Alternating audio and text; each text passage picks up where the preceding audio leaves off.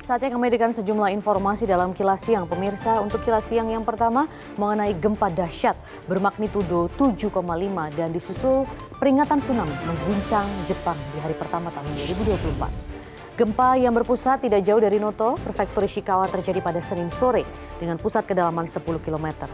Badan Meteorologi Jepang pun mengeluarkan peringatan tsunami akibat gempa tersebut.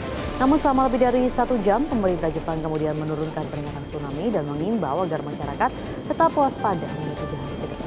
Kantor berita Kyodo merilis sedikitnya 4 orang tewas di wilayah Prefektur Ishikawa. Pemerintah Jepang juga mengumumkan sedikitnya 60 gempa susulan terjadi di wilayah Noto dengan kekuatan bervariasi antara magnitudo 6,1 hingga magnitudo 3.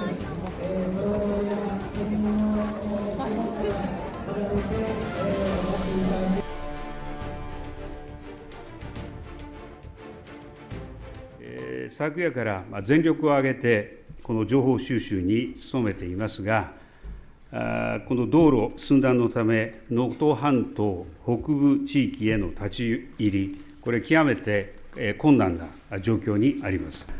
上空からヘリで視察した結果、道路の寸断、土砂崩れ、火災等の被害が広範囲で確認されたとの報告でありました。多数の人的被害や建物崩壊、火災など非常に大規模な被害が確認されている、こうしたこの報告でありました。午前10時に津波警報が解除されました。